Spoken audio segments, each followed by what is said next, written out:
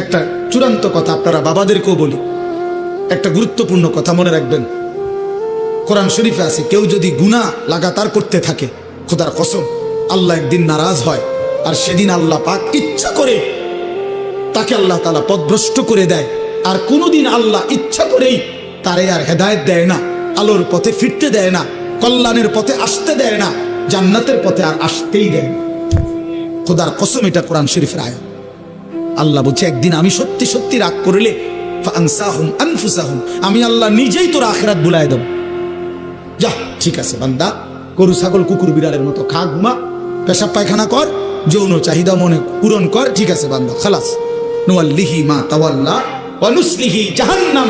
যা বান্দা, তোরে উল্টো পথে চলছিস, চলতে থাকো উল্টো, আমিও তোরে উল্টো পথে চালায়া দিলাম। তো মনে রাখো, একদিন ওয়া নুসলিহি জাহান্নাম, উল্টো পথে চলতে চলতে একদিন তোমারে আমি আল্লাহ ধাক্কা দিয়া লাথি দিয়া ফেরেশতাকে বলে জাহান্নামে ফেলে দেব, জাহান্নামে ফেলে দেব। নবী সাল্লাল্লাহু আলাইহি সাল্লামের জীবিত থাকাকালীন যেমন নবীজির সামনে উচ্চস্বরে কথা বলার অনুমতি ছিল না, নবীজির ইন্তেকালের পরেও সাহাবায়ে কেরাম কোনোদিন নবীজির এই মদিনায় মসজিদে নববীতে রওজা শরীফের সামনে উচ্চস্বরে কথা বলেন না। ইন্তেকালের পরে হযরত ওমর রাদিয়াল্লাহু তাআলা আনহুর জামানায় একবার একজন লোক মসজিদে নববীতে রওজা শরীফের পাশে মুসলমান ইমানদার বয়ান করতেছিলেন, কথা বলতেছিলেন, একটু জোর আওয়াজে কথা বলছে। প্রথম একদিন নিষেধ করাইছে তাকে, দ্বিতীয় দিন আবার আরেকবার যখন আরেকটু জোরে বলছে, আবার একবার দইরা ঘাড়ে দইরা, ওমর তো ওমরে ঘাড়ে দইরা বাইর করে দিছে, মুসলিম তুমি বাইর, তোমার ওয়াজের কথা গেল কেমন, তোর ওয়াজ লাগলো, তুই জানো না এখানে রাসূলুল্লাহ সাল্লাল্লাহু আলাইহি ওয়াসাল্লাম আছে। তার সামনে যে উচ্চ আওয়াজে কথা বলা নিষেধ, এটা তার জীবিত থাকাকালীন যেই হুকুম, ইন্তেকালের পরও এই হুকুম। এখনো মক্কায় পুলিশ, যারা মক্কার পুলিশ মসজিদে হারামে, এই হজ্জের আমরা সবসময় দেখি, এবারও দেখছি, এখানে এরা চিল্লা বেশি, মক্কার পুলিশ মানে হাজি তারিক তারিক, হাজি রাস্তা রাস্তা, মানে সরো হাজি, শুধু ডাকে, শুধু আওয়াজ করে মুখ দিয়া, আর মদিনায় শুধু হাত দিয়া টানে। বুঝছেন? আমারও একদিন এই রওজা শরীফে সালাম দিতেছি, আমি আর লড়ি না, হেতেও আমারে 2-3বারই ইশারা দিছি, কিন্তু আমি লড়ি না, সেটা আমার দইয়ের কাছে নিয়ে গেছে। তা আমার সাথের যারা, তারা হাসতেছে, হুজুর আপনি তো একটা ঠেললে আনি লইয়া পড়ছে। আমি হে হের ডিউটি করছে, আমি আমারটা করছি, ওর দায়িত্ব আমার ঠেললে হানি দিয়ে, আমার দায়িত্ব চেষ্টা করে আমার নবীর সামনে কিন্তু দাঁড়ায় দাও, খালাস। কিন্তু বলতেছিলাম যে ওই মুখে কি করে না, এরা চিল্লায় না, চিল্লায় না, এখানে একের সেম আচরণ, মানে মক্কায় এরা আওয়াজ করে মুখ দিয়ে, বারবার বলে, বারবার বলে তারিক তারিক। তাহলে বললাম রাসূলুল্লাহ সাল্লাল্লাহু আলাইহি ওয়াসাল্লামের ইজ্জত আজমত সম্মান জীবিত থাকাকালীন যেমন এখনো কি, কথা বলেন না। তো আল্লাহ বলেন, বন্ধু জীবনভর গুনার নাফরমানি করে যা উকা, যারা আপনার সামনে আসলো, চাই জীবিত থাকাকালীন, চাই কি এখন ইন্তেকালের পরে রওজা শরীফে ওইখানে আপনার সামনে এসে দাঁড়ালো, দাঁড়াইয়া কি করলো, ফাস্তাগফিরুল্লাহ, আল্লাহ তাআলার নিকট, আমি আল্লাহর নিকট তাদের গুনাহের জন্য ইস্তেগফার, ক্ষমা প্রার্থনা করল। ওয়াস্তাগফারা লাহুমুর রাসূল, আর আপনি রাসূলও তাদের জন্য আমি আল্লাহর কাছে মাফ চাইলেন, আপনিও কইলেন যে আল্লাহ দেন, মাফ করে দেন। লাওয়াজাদুল্লাহ তাওয়াবার রাহিমা, অবশ্যই তাহলে আমি আল্লাহকে পাবেন যে আমি তওবা কবুলকারী, আমি দয়াকারী। বন্ধু আপনি বললে আমি আর ফিরাইতাম, আপনি বললে ফেরানো, সুবহানাল্লাহ। এজন্য রাসূলুল্লাহ সাল্লাল্লাহু আলাইহি ওয়াসাল্লামের রওজা মুবারক জিয়ারতের সবচেয়ে বড় একটা লাভবান বিষয় হলো যে এর দ্বারা আমি যদি নবীর কাছে সুপারিশ কামনা করি, আমি যদি তার কাছে দাঁড়িয়ে বলতে পারি চোখের পানি ফেলে, হে আল্লাহর রাসূল সাল্লাল্লাহু আলাইহি ওয়াসাল্লাম, আমার আল্লাহর কাছে আমি মাফ চাইতেছি, আপনি নবুদুর কোন, আপনি বলেন। আর আল্লাহ তাআলার কাছে নবী যদি বলে, তো আল্লাহ তাআলা ওই বান্দার, ওই মুমিনের সমস্ত জিন্দেগি গুনাহ মাফ করে। এটাই আল্লাহ এখানে বলছে, এইটাই আজকে বললাম এই একটা আয়াতে বল। তাইলে 64 নাম্বার এই আয়াতের মধ্যে আমরা তাফসীরের মধ্যে একটা ছোট্ট ঘটনা আছে, সেটা হলো পূর্ব জামানায় রাসূলুল্লাহ সাল্লাল্লাহু আলাইহি ওয়াসাল্লামের ইন্তেকালের পরে একজন বড় বুজুর্গ ছিলেন, উবাইদুল্লাহ আল আতবী রাহমাতুল্লাহ আলাইহি অথবা উতবি। তো উনি নবী সাল্লাল্লাহু আলাইহি ওয়াসাল্লামের রওজা শরীফ মদিনায় জিয়ারত করতে আসছেন ইন্তেকালের বহু পরে। তো উনি যখন আসছেন তখন উনি নবীজি সাল্লাল্লাহু আলাইহি সাল্লামের রওজার সামনে দাঁড়িয়ে ঠিক এই টাইমে আরেকজন মুসলমান, গ্রাম্য সাধারণ আরাবি, একজন সহজ সরল মুসলমান আল্লাহর বান্দা, সেও আইসা দাঁড়াইয়া একেবারে আরবি তফসিরের মধ্যে এবং তারিখের কিতাবেও নবীজির দুরূদ শরীফ এবং নবীজির মদিনা জিয়ারতের ফজিলতের উপরে বহু কিতাবে এই ঘটনাটা আছে, প্রসিদ্ধ ঘটনা, এটা একেবারে মাশহুর। তো এই লোকটা আইসা, ওই যে সাথে যে লোকটা ওই বুজুর্গের পাশে আইসা দাঁড়াইছে, দাঁড়াইবার পরে এই লোকটা আইসাই প্রথম নবী সাল্লাল্লাহু আলাইহি ওয়াসাল্লামের রওজার সামনে দাঁড়িয়ে সালাম দিছে, আসসালামু আলাইকা আইয়ুহান নাবিয়্যু ওয়া রাহমাতুল্লাহি ওয়া বারাকাতুহু। নবীজির রওজা পাকে প্রথম সালামের সর্বোত্তম পদ্ধতি হলো ওই কোরআনে, আরে আল্লাহ তাআলা আত-তাহিয়াতুর মধ্যে যেটা শিখাইছে, এটা প্রথমে এটা বলা, আসসালামু আলাইকা আইয়ুহান নাবিয়্যু ওয়া রাহমাতুল্লাহি ওয়া বারাকাতুহু। এটা আপনারা জানেন না কোথায় আছে? কোথায়? তাশাহুদের মধ্যে আছে কিনা? এইটা প্রথম বলতে হয় দাঁড়িয়ে। এরপরে আসসালাতু ওয়াসসালামু আলাইকা ইয়া রাসূলুল্লাহ, এগুলা যতটি বলতে পারে যে যদ্দুর সময় পায়, ইয়া হাবিবাল্লাহ, ইয়া শফিআল মুজনিবিন, ইয়া রাহমাতাল লিল আলামিন, ইয়া সাইয়্যিদাল মুরসালিন, আসসালাতু ওয়াসসালামু আলাইকা ইয়া ইমামাল মুত্তাকিন, যা কইতে পারে। এরপর তো লোকটা প্রথম কি দিলেন? সালাম দিলেন। সালাম দিয়ে বললেন, সামি'তুল্লাহ ইয়াকুলু, হে আল্লাহর রাসূল, আমি শুনছি, আমি পড়ছি কোরআনের এই আয়াত এটা পড়ছি, ওয়ালাউ আন্নাহুম ইয যালামু আনফুসাহুম জাউকা ফাস্তাগফিরুল্লাহ ওয়াস্তাগফারা লাহুমুর রাসূলু লাওয়াজাদুল্লাহ তাওয়াবার রহিমা। এই সূরা নিসার 64 নম্বর আয়াত পড়ছিল। পড়ে বললেন, এখানে আল্লাহ বলছে, হে নবী, আপনাকে সামনে রাইখা গুনাহ মাফ চাইতে আর আপনার কাছে সুপারিশ চাইতে, আপনিও যেন কদ্দুর সুপারিশ করেন। তা আমি এই আয়াত পড়ে এই লোকটা বললেন যে জিতুকা মুস্তাগফিরান লিদুনুবি, আমি আমার গুনাহ মাফ পাওয়ার জন্য আপনার সামনে আসছি, ওয়া মুস্তাশফিআন বিকা ইলা রাব্বি, আপনার মাধ্যমে আমার রবের কাছে, আপনার কাছ থেকে একটু সুপারিশ চাচ্ছি। আপনি কদ্দুর সুপারিশ করেন, আমিও মাফ চাইতেছি ইয়া রাসূলুল্লাহ, আপনি আমার লাগা কদ্দুর কইেন। এই কথা বলে লোকটা ইস্তিগফার করে নবীজির জন্য এবার চারটা শের, 4টা লাইন কবিতা নবীজির ভালোবাসায় পড়ছে। ইয়া খায়রা মান দুফিনাত বিল কা'i আ'যামুহু ফাতাবা মিন তিবিহিন্নাল কা'উ ওয়াল আকাম নাফসিল ফিদাউ লিকবরিন আনতা সাকিনুহু ফীহিল আফাফু ওয়া ফীহিল জুদু ওয়াল কারাম। এই শের, এটা নবীজির মহব্বতে, নবীজির ভালোবাসায় সে এই কবিতার 4টা লাইন পড়ছে, পয়রা দোয়া করে চলে গেছে। ওই কিছুক্ষণ পরে এই বুজুর্গ জিয়ারত শেষ করে উনি যখন একটা জায়গায় বসছে, উনার তন্দ্রা চলে আসছে, চোখ বন্ধ হয়েছে। এই বুজুর্গ উতবি অথবা আতাবি, ওবায়দুল্লাহ আল আতবি, ইনি চোখ বন্ধ করে ঘুম চলে আসছে উনার। উনি স্বপ্নে সরাসরি রাসূলুল্লাহ সাল্লাল্লাহু আলাইহি সাল্লামকে দেখছে।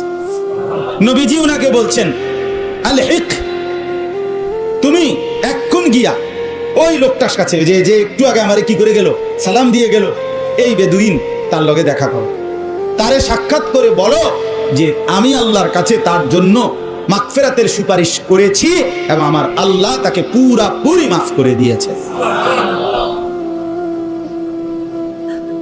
তিনি শুনাইছেন এবং ওই লোকটাকে ওই সুসংবাদ দিয়েছেন।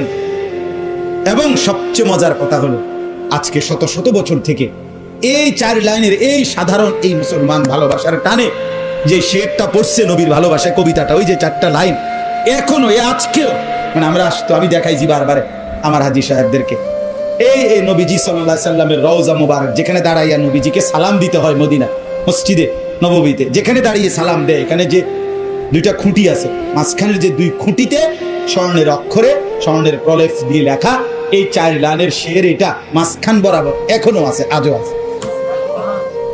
ওই বেড়ার, এটা ওই বেদুইন, এই সাধারণ ওই মুসলমান, কিন্তু মহব্বত ছিল কি অসাধারণ। পৃথিবীর সর্বাধুনিক মজবুতি প্রযুক্তি দিয়েও যদি আপনি সোফা বানান, খাট বানান, কি লাভ হবে যদি স্ত্রী সন্তান নাফরমান হয়? হ্যাঁ, যদি ছেলে মেয়ে বেনামাজি হয়, মেয়েটা যদি বেপর্দা হয়, স্ত্রী যদি বেপর্দা হয়, কি ফায়দা? অর্জন কি? জিন্দেগির অর্জন কি? এই জন্য আমি অনুরোধ করছি আপনাদের কাছে, দয়া করে ফিকির করেন, ফিকির করেন। ছেলেরা বাপ, নষ্ট হইও না বাপ।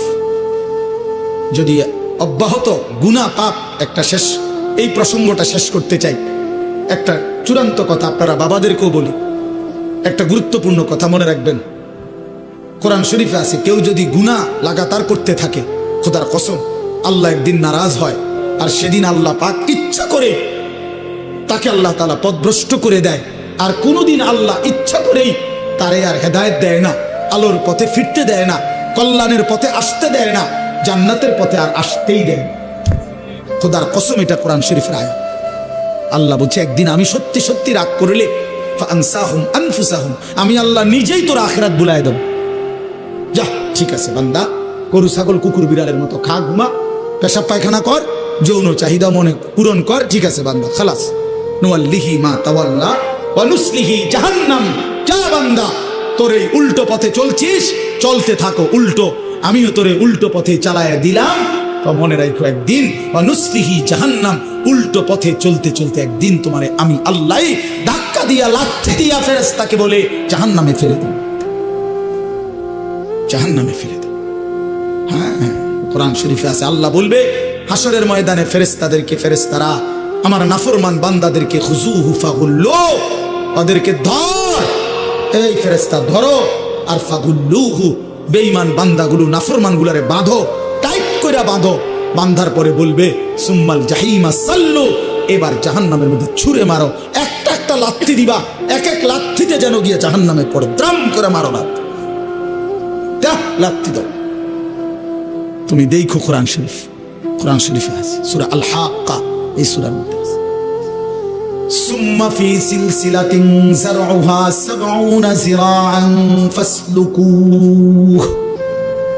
ফেরেশতা যখন নাফরমানকে হাসরের ময়দানে বেঁধে জাহান্নামে লাথি দিয়ে মেরে ফেলে দিবে, আল্লাহ তখন আবার বলবে জাহান্নামের ভিতরে ফেরেশতাদেরকে, আল্লাহ পুনরায় বলবে ফেরেশতারা আমার এই নাফরমান বান্দাকে জাহান্নামের ভিতরে ৭০ হাত লম্বা আগুনের শিকল দিয়া এবার আবার বাঁধো, আবার বাইদা ফাসলুকুহু, কুকুরের মতো, কুত্তার মতো পুরা জাহান্নামে তারে ঘুরাও, আর সবার সাথে পরিচয় করিয়ে দাও তার নাফরমানি পাপগুলো কি কি। খোদার কসম, এটা কোরআন শরীফের আয়াত।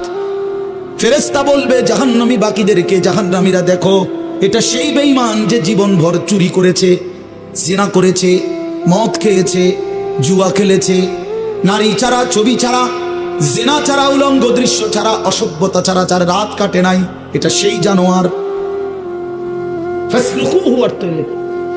আল্লাহ বলবে, বেটা আল্লাহ বলবে কুত্তার মতো তারে জাহান্নামে ঘুরাও, আর সবাই রে দেখাও, সবার সাথে পরিচয় করিয়ে দাও, তার পাপের কথা বলে দাও। নাউযুবিল্লাহ। কি বাপ, কি মনে করছো তোমরা? খামখেয়ালি না, খামখেয়ালি। কি মনে করছো দোস্ত? জীবন মানে এখানেই শেষ? ইনহিয়া ইল্লা হায়াতুনাদ দুনিয়া। আল্লাহ কোরআনে বলছে, কাফের বেঈমানদের বক্তব্য হলো জীবন মানে শুধুই দুনিয়া, নামুতু ওয়া নাহইয়া, এখানেই মৃত্যু, এখানেই জীবন, ওমা নাহনু বিমাবউসিন। আল্লাহ বলে, আরে কাফেররা বলে আর কোনোদিন কোথাও উঠতে হবে না, হাসরের ময়দান হবে না, এটা তো কাফেরের কথা, বেঈমানের কথা। মুসলমান তো কথা ভাবতে পারে না, ভুলতে পারে না। ইমানদার না আমরা? তুমি না ভাইয়া মুসলমান, তো তুমি এক ওয়াক্ত নামাজ পড়ো না কেমনে বাপ? আল্লাহকে এমন ভোলা কেমনে ভুললা? আখিরাত এমন ভুলা কেমনে ভুলে গেলা? যে বোন আজকে মা, যেই বিবি আজকে ২০ বছর ধরে বেপর্দা, ওই বেপর্দা অসভ্য নারী, ওরে জিজ্ঞাসা করেন, তুমি না মুসলিম নারী মা? ওই বোন, তুমি না মুসলমান বোন, তুমি আল্লাহকে এভাবে ভুলে গেলা কেন? মুসলমানের জন্য বেপর্দা হওয়া না হারাম? কথা বলেন না কেন? তো তুমি ভুলে গেলা কেন? কেমনে ভুলে গেলা? এই জন্য আমি অনুরোধ করছি, আমরা প্রত্যেকেই ফিকির করেন, ইনসাফের সাথে ভাবে। ছেলেরা বাপ, আমি শক্ত কথা বলছি, আমি জানি, আমি অনেক শক্ত করেই বললাম বাবা, আমি তোমার পরিবর্তন চাই, আমি তোমার জিন্দেগির সৌন্দর্য চাই। কিশোর নওজোয়ান, তোমরা যদি চরিত্রহীন হও, তোমরা যদি নারীর আসক্ত হও, মদ জুয়ার আসক্ত হও, তোমরাই যদি এক ওয়াক্ত নামাজ পড়তে মন না চায়, প্রিয় নওজোয়ান, আগামীর ইসলামের জন্য লড়বে কে? বলো বাপ, কালেমার জন্য লড়বে কে? ইসলামের জন্য জীবন বাজি রাখবে কে? তাই না? আমার নবী সাল্লাল্লাহু আলাইহি সাল্লামের সেই দাঁত ভাঙ্গা ইসলাম, তায়েফের রক্ত মাখা ইসলাম আমরাই আমাদের হাতে ফেলে দিলাম, আমরাই ছুড়ে দিলাম। আমাদের নবীকে আমরা বলে দিলাম, আপনার তায়েফের রক্ত আমরা ভুলে গেছি, আপনার উহুদের দান দান শহীদ করা রক্ত আমরা ভুলে গেছি, আপনার সেই পেটে পাথর বাঁধা ক্ষুধার কষ্ট আমরা ভুলে গেছি। আমরা আপনাকে চাই না, আমরা ইহুদি খ্রিস্টান বেঈমান ফুটবল ক্রিকেটের খেলোয়াড় কিংবা মোবাইলের কোনো নারী নর্তকী তাকে নিয়েই আমরা পড়ে আছি।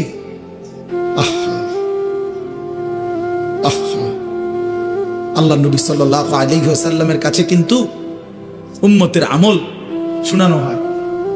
মদিনার রওজা পাকে নবী সাল্লাল্লাহু আলাইহি ওয়াসাল্লাম তো হায়াতুন নবী, তিনি তো জীবিত, জানেন না এটা? কথা বলেন না কেন? তিনি তো কি হায়াতুন নবী, তিনি তো জীবিত, সেখানে সশরীরে জীবিত, সশরীরে জীবিত। আমি তো রওজা পাকের সামনে যখন প্রথম গেছি জীবনে 2015 সালে, অনেকক্ষণ দাঁড়াইছিলাম আর এই তাকায়া অনেকক্ষণ পরে বলছি যে আপনি এখানে। আমি সেই ছোটবেলা থেকে নবী আপনার নাম শুনছি, কত লক্ষবার আমি আপনার দুরূদ পড়েছি, আর আপনি এখানে।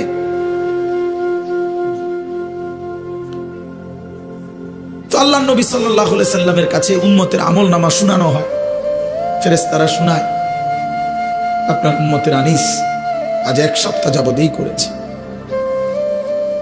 নবী সাল্লাল্লাহু আলাইহি সাল্লামের উপরে কেউ যখন দুরূদ শরীফ পড়ে, আল্লাহ নবী সাল্লাল্লাহু আলাইহি সাল্লাম বলেন, সঙ্গে সঙ্গে ফেরেশতা ওই ব্যক্তির নাম এবং বাবার নাম সহ আমি রাসূলের সামনে পেশ করে, বিইসমিহি ওয়া বিইসমি আবিহি, ওই ব্যক্তির নামও বলে, তার বাবার নামও বলে, নবী সাল্লাল্লাহু আলাইহি সাল্লামের সামনে শোনানো হয়। তো আচ্ছা, মনে করেন আমার এই বন্ধু, ওনার নাম হলো হাফেজ মাওলানা আবু হানিফ ভাই। এখন কেউ মনে করেন আমার কাছে ওনার নাম খুব বলে আয়সা আয়সা, তো কোনো একদিন যদি 6 মাস পরেও 6 বছর পরেও উনি যদি আমার সামনে আয়সা বলে যে হুজুর আমার নাম আবু হানিফ, তাহলে আমি কি বলবো? আরে আপনি না, আপনার কথা আমি কত শুনছি, অনেকেই আপনার কথা বলে, বারবার বলছে। খোদার কসম, যেই উম্মত রাসূলুল্লাহ সাল্লাল্লাহু আলাইহি সাল্লামের সুন্নাতকে অনুসরণ করেছে, দুরূদ শরীফ পড়েছে, নবীজি সাল্লাল্লাহু আলাইহি সাল্লামকে অনুসরণ করেছে, তো তার নাম তো নবী সাল্লাল্লাহু আলাইহি সাল্লামের সামনে বারবার উচ্চারণ হয়েছে। হাসরের ময়দানে সেই উম্মত গিয়ে যখন নিজের আমলনামা নিয়ে বলবে, ইয়া রাসূলুল্লাহ আমি আনিসুর রহমান, আল্লাহ নবী বলেন, ও আচ্ছা তুমি, তোমার নাম তো ফেরেশতারা আমার কাছে প্রায়ই বলতো, আমি অনেক শুনছি তোমার নাম, অনেক আমি তোমার নাম অনেক শুনছি, আমি তো শুনছি তোমার নাম, তুমি সেটা। এই জন্য বন্ধু আমার, দোস্ত আমার, হাসরের ময়দানে তো রাসূলুল্লাহ সাল্লাল্লাহু আলাইহি ওয়াসাল্লামের সামনে আমলনামা দিতে হবে। সুপারিশ করবে না উনি? তো আপনি আমলনামা কাগজপত্র দিতেন না? কথা কয় না, সুপারিশের কোনো নিয়ম কানুন নাই, কথা বলেন না কেন? কোনো নিয়ম কানুন আছে কিনা? তো আপনি আপনার ফাইল দিবেন না? ফাইল না দিলে সুপারিশ করবো কি? তা আপনি যখন নিজের আমলনামা দিবেন, আল্লাহ নবী সাল্লাল্লাহু আলাইহি সাল্লামের হাতে, আমার বাপ, আমার নওজোয়ান, নবী যখন চোখ বিলায় দেখবে 30 বছর সুদের লেনদেন, 30 বছর টানা মিথ্যাই বলেছে, 30 বছর ধরে প্রতিদিন গালি দিছে, 30 বছর ধরে তার স্ত্রী বেপর্দা, 30 বছর ধরে প্রতিদিন ঘরে রঙিন টেলিভিশনে নাচ গান সিনেমা নাটক নর্তকীর ছবি চলছে, 365 দিনের এক একটা বছরে কোনোদিন ফজরের নামাজ পড়ে নাই। এগুলো কি আমল নামার মধ্যে লেখা থাকবে না? কথা বলেন না কেন? আল্লাহর কসম নবীজি, আমরা উর্দু কিতাবে পড়ছি, নবী তখন এরকম আমল নামা উম্মতের দেখে খোদার কসম নবীজি হাসরের ময়দানে চোখের পানি ফেলে দিবে, কাঁদবে, আর আল্লাহর নবী বলবে, উম্মত আমি সেই নবী, 23টা বছর যে আমি তোদের জন্য কেঁদেছিলাম, এশার নামাজের পরে দাঁড়াইছি ফজরের আজান পর্যন্ত, দাঁড়ানোতে চোখের পানি ফেলছি আর তোদের জন্য আমি আল্লাহর কাছে গুনাহ মাফ চাইছি। আমার হাত্তা তাওয়াররামাত কাদামাহু, আম্মা জান আয়েশা বলে অসংখ্য রাত নবীজি কাঁদতে কাঁদতে দাঁড়িয়ে থাকতে থাকতে আমি আয়েশা দেখছি নবীজির দুইটা পা মোবারক ফুলে ফুলে গেছে। আমি এত কাঁদলাম, তাইলে উম্মত কার জন্য? আমার তায়েফের রক্তে সারা দেহ রক্তাক্ত হয়ে আমার পায়ের জুতা আর পা রক্তে জমাট বাইধা গেছে। আমার জুতা আমি খুলতে পারতেছিলাম না। আমি ক্ষুধার কষ্টে পেটে দুইটা পাথর বাঁধছিলাম। আমি উহুদের দান শহীদ করা রক্তে উহুদের জমিনে আমি পড়েছিলাম। আমার ঘরের চুলায় 3 মাস আগুন জ্বলে নাই। দোস্ত আমার, বন্ধু আমার, নবী জিজ্ঞেস করল, উম্মত এত রক্ত, এত চোখের পানি, এত ক্ষুধার কষ্টের আমার 23 বছরের বিনিময়ে এই আমল নামা, এই আমল নামা? তুমি না আমার শ্রেষ্ঠ উম্মত, আমি না শ্রেষ্ঠ নবী? তো আমি এই আমল নামা নিয়ে কেমনে মালিকরে দেখাবো? আমি কেমনে দেখাবো যে আল্লাহ, আয় মাওলা, এটা আমি শ্রেষ্ঠ নবীর শ্রেষ্ঠ উম্মতের আমল নামা? এটা কিভাবে দেখাবো? এই জন্য আমরা এই কিতাবে পড়ছি উর্দুতে যে নবী তখন বলবে, উম্মত তুমি আমার এত বড় বেইজ্জতি কেমনে করবে? তোমরা কি কোনোদিন মরবা না? আজ যদি মৃত্যু হয়, এই বেনামাজি জিন্দেগি নিয়ে কেমনে কবরে যাইবা? ঠিকবা কেমনে? এই নাফরমানের জিন্দেগি নিয়ে কেমনে ঠিকবা? এই জন্য আমরা প্রত্যেকেই প্রস্তুতি নেই। যদি ভাবতে শিখি, বুঝি, সামান্য অনুভূতি জাগে, তাহলে এই অনুভূতিটাকে কাজে লাগাবার একটা বড় সুযোগ। পিছনের গুনাহ মাফ করে নতুন করে নিজেকে আল্লাহর ইবাদত, ঈমান, আমলের দ্বারা সজ্জিত করার একটা শ্রেষ্ঠতম সিজন, মৌসুম আসতেছে, সেটা হলো মাহে রমজান। মাহে রমজান বড় বেশি সুযোগ আসতেছে। আল্লাহ যদি দয়া করে হায়াত দেয়, তো পিছনের সব গুনাহ মাফ করিয়ে নতুন সাজে নিজেকে সজ্জিত করার, আখিরাতের রঙে রঙিন করার, জান্নাতের রঙে নিজেকে গড়ে তোলার এক শ্রেষ্ঠতম মাস মাহে রমজান। রমজান মানে অন্য কিছু, রমজান মানে ভিন্ন কিছু। রমজান মাসে মানে নিজেকে বদলানোর মাস। রমজান মানে নিজেকে পরিবর্তনের মাস। রমজান মানে নিজেকে আখিরাতের রঙে রঙিন করার মাস। রমজান মানে আল্লাহ তাআলার মহব্বতে, রাসূলুল্লাহ সাল্লাল্লাহু আলাইহি ওয়াসাল্লামের মহব্বতে ডুবে যাওয়ার মাস। এটা আমাদের সামনে। আল্লাহ আমাদের জন্য রমজানের হায়াত ভিক্ষা দান করেন। আল্লাহ যেন আমাদের সকলকে রমজান পর্যন্ত পৌঁছিয়ে দেন। এই আয়াত দেখেন, আল্লাহ তাআলা বলছেন, ইয়া আইয়ুহাল্লাযীনা আমানু, হে ঈমানদারগণ, কুতিবা আলাইকুমুস সিয়াম, তোমাদের উপরে রোজা ফরজ করা হলো, কামা কুতিবা আলাল্লাযীনা মিন ক্বাবলিকুম, যেমনটা ফরজ করা হয়েছিল তোমাদের পূর্ববর্তীগণের উপর, মানে পূর্বের ঈমানদার উম্মতদের উপর। কেন ফরজ করা হলো রোজা? উদ্দেশ্য কি? আমি আল্লাহর, লাআল্লাকুম তাত্তাকুন, যেন তোমরা মুত্তাকি হতে পারো, মুত্তাকি হইতে পারো, আল্লাহ ভীরু হইতে পারো। আর মুত্তাকি হলে কি লাভ হবে? উইদ্দাত লিল মুত্তাকিন, আল্লাহ বলে জান্নাত বানানোই হয়েছে মুত্তাকিদের জন্য। মুত্তাকি হবে তো জান্নাতি হবে, জান্নাতি হবে। এই আয়াতটার অল্প একটু কথা, আমি এই আয়াতটাই পড়ছি সূরা বাকারার 183 নম্বর আয়াত, দ্বিতীয় পারা, দ্বিতীয় সূরা। এটার উপর আরেকটু কথা বললে আমার কথা শেষ। আমরা আমাদের যদি পরিবর্তন চাই, পরিবর্তনের সুযোগ মাহে রমজান। আমরা যদি আখিরাত সাজাইতে চাই, আমাদের জন্য শ্রেষ্ঠ সুযোগ মাহে রমজান।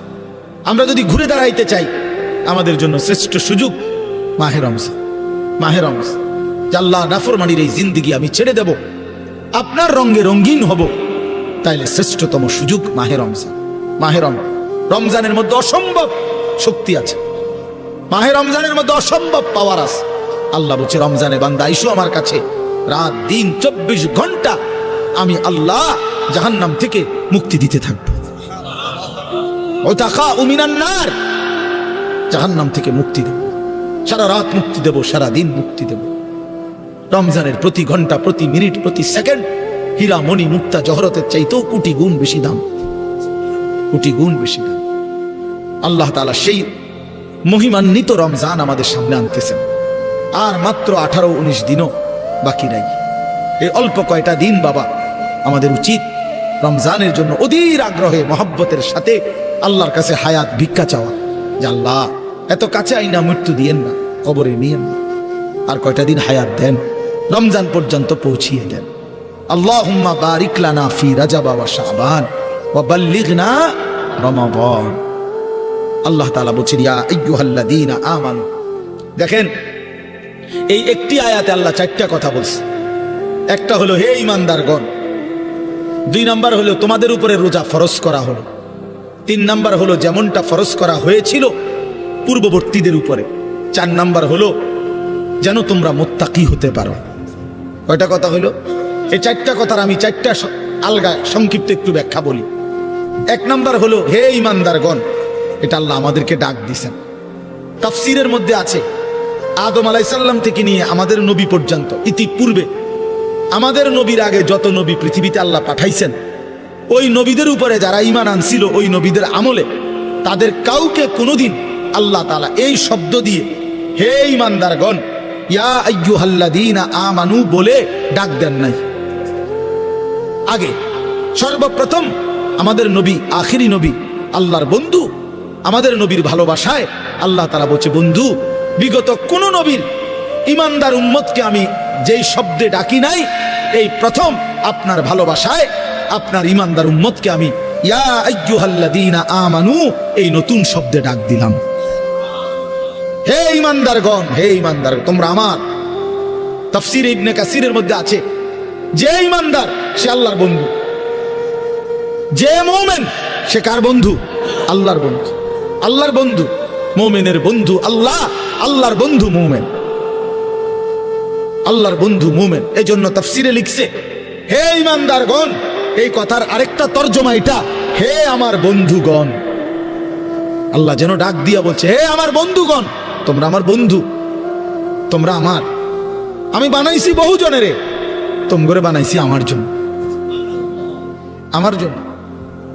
তোমরা আমার, তোমরা আমার মেনে নিয়েছ, তোমরা আমার কালেমা পড়েছ, তোমরা আমার রাসূলকে মেনে নিয়েছ, অতএব তোমরা আমার। তোমাদের কালেমা লা ইলাহা ইল্লাল্লাহ মুহাম্মাদুর রাসূলুল্লাহ এটা আমি গ্রহণ করলাম, গ্রহণ করে আমি নিলাম, এই জন্যই আমি তোমাদেরকে ডাক দিলাম। তুমি বলছো আমি আরে ভর্তি হম, ওই যে আমারে মোহাম্মদে বলছে তার ছোট ভাই হাফেজ মুশাররফ কয় আমার আজকে বললো যে হুজুর ভর্তি করামু আপনার মাদ্রাসায়, তো কি কোন সময় আমু, ফরম নিয়ম কানুন কি? আমি এত কথা তোমার দরকার কি? হাতে ভর্তি হইব সারছে তো আর কি। তার মানে আমি বলতে চাইছি তারে কি বুঝাইলাম, তোমার এত নিয়ম কানুনের দরকার কি? আমি তারে নিলাম, খালাস আমি ভর্তি নিলাম। তাইলে অর্থ হইল আল্লাহ তাআলা বলছেন বান্দা তোমার কালেমা আমি নিলাম, তোমার ঈমান আমি নিলাম, এই জন্য আমি তোমারে মুমিন বলে ডাক দিলাম। আল্লাহ কাউকে নিজের করে ডাক দেওয়া, খোদার কসম এটা তার জীবনের সবচেয়ে বড় পাওয়া। যদি দিল থাকতো তাইলে আমরা বুঝতাম। এক এমপি সাহেব যদি কারো নাম নেয়, এক মন্ত্রী সাহেব কারো নাম নেয়, আর তারে যদি কেউ আইয়া কয় আজকে তো মন্ত্রী সাহেবের কাছে গেছিলাম আর উনি তোমার নাম নিছে, তোমার কথা ভালো কইছে, বাবা হেতে বেটা তো মানে ঠ্যাঙ্গালগি দিয়ে টেলে, হ্যাঁ ভাই তাইয়া ঘরে বেড়ে কথাবার্তা সাবধান কও, আগের মতো নাই, যেরুম মনে করছে এরুম না। কি কিছে মন্ত্রী সাহেব আজকেও আমার নাম রয়েছে জিঙ্গাও, মানে সে এইটাকে খুব গৌরবের মনে করবে, ঠিকই না বলেন না কেন? সবার কাছে ঘুরে ঘুরে বলার চেষ্টা করবে আমি কিন্তু মন্ত্রীর পরিচিত। হাদিসের মধ্যে আছে এক সাহাবী উবাই ইবনে কাব রাদিয়াল্লাহু তাআলা আনহু, সাহাবীদের মধ্যে নবীজির সবচেয়ে সুন্দর কোরআন শরীফ পড়তেন যিনি, ওনার নাম হলো উবাই ইবনে কাব। তো এই উনি নবীজি একদিন উনাকে বলছেন এই সাহাবীকে যে উবাই এদিকে আসো, তুমি আমারে কোরআন শরীফ পড়ে শোনাও, বুঝছেন? তখন ওই সাহাবী একটু লজ্জিত হয়ে বলতেছি ইয়া রাসূলুল্লাহ আমি আপনার সামনে কোরআন পড়বো, অথচ কোরআন তো আমরা আপনার থেকেই শুনি, কোরআন আপনার উপরেই নাজিল হয়, আমি কোন সাহসে আপনার সামনে কোরআন পড়ি? তো নবীজি বললেন শুনো, মহান আল্লাহ পাক রব্বুল আলামিন জিব্রাইল পাঠাইয়া তোমার নাম নিয়া বলছে তোমার কাছ থেকে আমি কোরআন শুনতে। এই আমরা স্পষ্ট হাদিসে পড়ছি, বিশ্বাস করেন। এই সাহাবী এটা শুই না 3 বার জিজ্ঞাসা করছে নবীজিরে, আওয়াসাম্মানি আল্লাহ, ইয়া রাসূলুল্লাহ বললেন কি আমার আল্লাহ আমার নাম নিছে? আমার নাম? আরে কোন কি আপনি? নবীজি বলল, হ তোমার নামে তো দিছে। উনি আবার জিজ্ঞাসা করছে, ইয়া রাসূলুল্লাহ সত্যি বলছেন আমার নাম নিয়েছেন আল্লাহ? বলছে, হ তোমার নাম। আবার জিজ্ঞাসা করছেন, হাদিসের স্পষ্ট শব্দ আছে ফাবাকা। 3 বারের পরে এই সাহাবী খুশিতে চিৎকার করে কাঁদতে শুরু করছে আর বলতেছি, ইয়া রাসূলুল্লাহ, এক গোলামের কি পরিমাণ সৌভাগ্য, তার মুনিব তার নাম নিয়েছে। কেউ যখন নিজেকে গঠন করে গোটা পৃথিবী নাচলেও তার আর অসুবিধা হয়। আলহামদুলিল্লাহ, আমরা যারা মাদ্রাসায় পড়ছি আমরা এটা দিল থেকে বলতে পারি, আমরা যারা মাদ্রাসায় পড়ছি ছোট্টবেলা থেকে, আজকের এই পৃথিবী পোশাকে কাপড়ে লেবাসে ডিজাইনের রঙে ঢঙ্গে আরো যদি মনে করে ফ্যাশনেবল, আরো বলে আধুনিক হয়ে গেছে, আল্লাহর কসম আমরা এই সমস্ত আধুনিকতার সামনে দাঁড়িয়ে আমাদের এই পাঞ্জাবি টুপি দাড়িওয়ালা পোশাককে সর্বশ্রেষ্ঠ সুন্দর মনে করি। আমরা মনে করি দাড়িবিহীন চেহারা সুন্দর নয়। আমরা মনে করি এই বখাটে চুল, সেলুনের চতুর্দিকের যে কাটিং, এগুলো কোনো চুলও না, চুলের জাতও না, এটি কোনো মানুষের বাচ্চার চুল না, কোনো মানুষের সাওয়ার চুল নাই, কোন সুস্থ স্বাভাবিক মাতাল হয় নাই, পাগল হয় নাই, স্বাভাবিক কোন মানুষের চুল এত বিকৃত কালারের হইতে পারে না, ডিজাইনের হইতে পারে।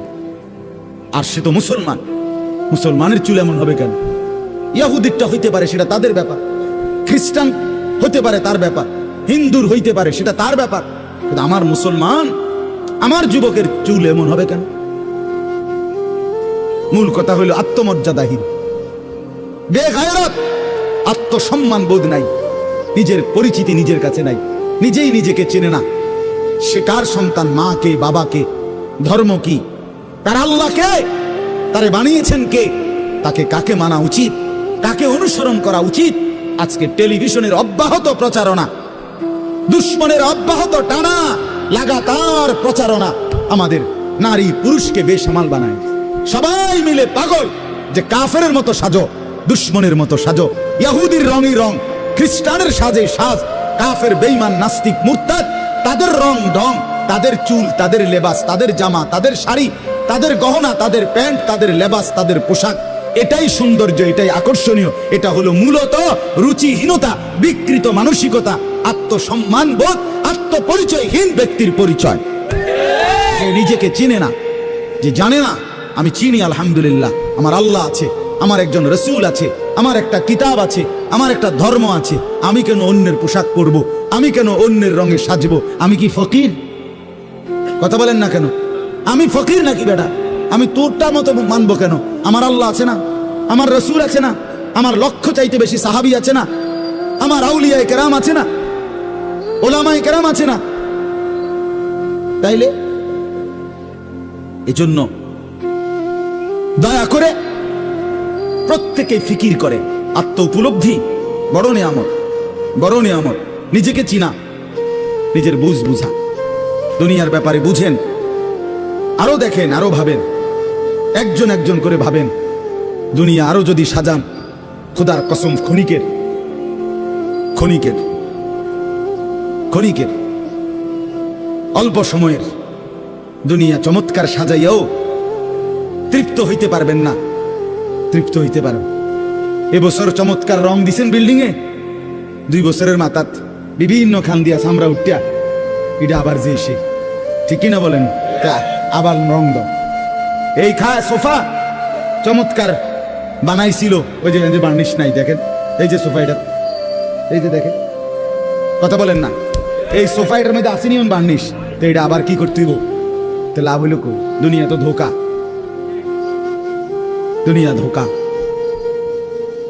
এই সৌন্দর্যময় চেহারা নারী 30 বছরের ব্যবধানে উনি বুড়ি, আর কেউ ফিরা সেদিকে ফিরা সেফ হালায় না। আজ যেই যুবতী, যেই বেহায়া নারী, বেপর্দা মহিলা বাজারে বাজারে ঘুরতো, যৌবন, আরে সেটা তার সম্পদ না, বেটা হইলে তো নিজের হইলে তো সে কখনোই বুড়া হইতো না। আল্লাহ তাআলা বলছে আমি যখন যৌবন শেষ করে দিলাম তো এখন আর কোন পুরুষ তার দিকে ফিররা থুতুও বাড়ায় না,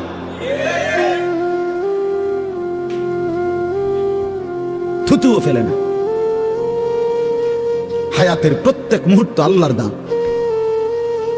দুনিয়া অল্প ক্ষণিকের, দুনিয়ার প্রত্যেকটা অবস্থা পরিবর্তনশীল। এই যে বৃষ্টি হচ্ছিল এখন নাই, আবার একটু পরে হইতে পারে। এই যে অন্ধকারে ঢাকা, এটা স্থায়ী না, একটু পরে আবার সকাল হবে। এই যে চমৎকার আলো, এটা স্থায়ী না, একটু পরে আবার সন্ধ্যা হবে। এই তো হাসতেছে লোকটা, কিছুক্ষণ পরে আবার কাঁদবে। এই সুস্থ মানুষ, কিছুক্ষণ পরে আবার ব্যারাম, রোগ। এরই নাম দুনিয়া, ঘুরতে থাকে, পরিবর্তনশীল, স্থায়ী না। অল্প সময়, অল্প সময় দুনিয়া, অল্প কিছুক্ষণের। আখিরাত স্থায়ী, মৃত্যু পরবর্তী জিন্দেগি স্থায়ী। সেটা হবে, এটা যেহেতু হইছে ওইটাও হবে। এটা যিনি নিয়ন্ত্রণ করে সেটাও তিনি নিয়ন্ত্রণ করে। আমাদের কারো ইচ্ছায় সন্ধ্যা হয় না, আমাদের কারো ইচ্ছায় ভোর হয় না। তাহলে বোঝা গেল আলাদা কেউ নিয়ন্ত্রণ করে, তিনিই বলছে আখিরাত হবে। কাজে এটা যেহেতু হইছে সেটাও হবে। কথা বলেন না কেন? হ্যাঁ বলে বাসর রাত যত আকর্ষণীয় রাতই হোক ভোর হয়ে যায়, জেলখানার রাত, ফাঁসির রাত যত মুসিবতেরই হোক ভোর হয়ে যায়। দুনিয়া এক অবস্থায় থাকে না, এক হালাতে থাকে না বাপ। এজন্য ছেলেদেরকেও বলি বাপ, জিন্দেগি সুন্দর কর। তোমার এই হাসি থাকবে না, তোমার এই সুস্থ সুন্দর সুঠাম দেহ থাকবে না। আমি কালকেও আমার শায়েখ আরিফ বিল্লাহ হাকিমুন নাফস আল্লামা মুফতি মুশতাকুন নবী কাসিম হুজুর গতকালকে পাবনা গেছেন। তো আমি এর আগে আমি গেছি, হুজুরকে বলছিলাম, আমি আপনার মাহফিলেও বলছি, আমি পাবনা মানসিক হাসপাতালে গত মাসে দেখতে গেছিলাম, দেখছিলাম বয়ানের পরে। ওই যে বাংলাদেশের সবচেয়ে বড় মেন্টাল হসপিটাল যেটা পাবনা না, এটা ওটা আমি দেখছি ভিতরে ঢুকে। আসর থেকে মাগরিব লম্বা টাইম ওয়ার্ডে ঘুরে ঘুরে আমারে দেখাইছে। তা আমি যদি 500 পাগল দেখে থাকি, তার মধ্যে 490 জন এলো জোয়ান। 490 না 495 জন যুবক। বুড়া দেখছি না 2 জন বা 3 জন। বুঝছেন? সব যুবক। হ্যাঁ, এজন্য বাপ যে মাদকাসক্ত পুনর্বাসন কেন্দ্র, যেগুলোর মধ্যে ড্রাগে যারা মাদকে আসক্ত হয়, যাদেরকে চিকিৎসা দেয়, এগুলোর মধ্যে ঘুরে দেখে আসো। সব কি 90 বছরের বুড়া? কথা বলেন না কেন?